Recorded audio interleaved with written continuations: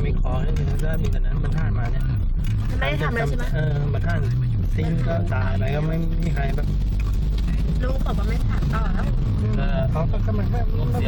ไปทางเนี้ยเขาเอาอะไรที่ไหนแหละบุญชูเขามาบุญชูเขาทำฟุตบอลพอปูมหน่อยก็มาเอาเข้าไปคุณทอมตอนนี้เป็นไงครับคุยเดือนละ1.4 ล้านเป็นไงเล่น40 นาทีแค่นั้นแหละโดนเปลี่ยนออกวันนั้นไปดูไก่จอนนั่งหัวเราะจัดเลยหล่อแล้วรวยนอกจากความรอแล้วไม่มีอะไรเลยวันนั้นมีความรวยไงพี่ตาตอกแล้วหล่อแล้วรวยกันนะครับแต่อนาวินหล่อว่ะเพราะแต่ลังสันหล่อกว่าเราไปดาราบอลดาราอะไรเงี้ยอำเภอนี่นะสำนักงานนี่นี่อำเภอเนาะนี่อำเภอนี่ทะเบียนห้องทะเบียนอย่างนี้เหรอนี่ไงนี่อำเภอเขาจะน้ำอำเภอนี่ไงตัวขายตับที่ย่างไก่อะน่ะมันต้องไปว่าเรากลัวหมูแม่หรือไม่เท้า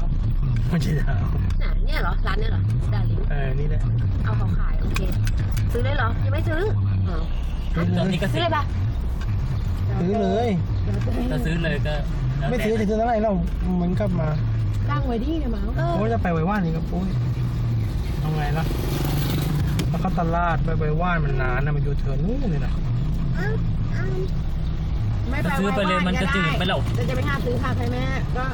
หัวใจเท้าก็ซื้อตลาดไหนนั่นนะไม่ตั้งเลยตั้งไปเลยตั้งเลยตั้งกี่ไรปุ้ยตั้งดิเอาเลยครับไม้หนูเลยก็ซื้ออะไรก็ตั้งนี้ปุ้ยกินอะไรกินอะไร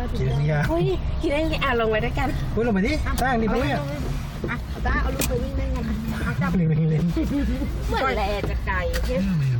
เมื่อจะไปนานมีแค่เป็นที่วิทยุ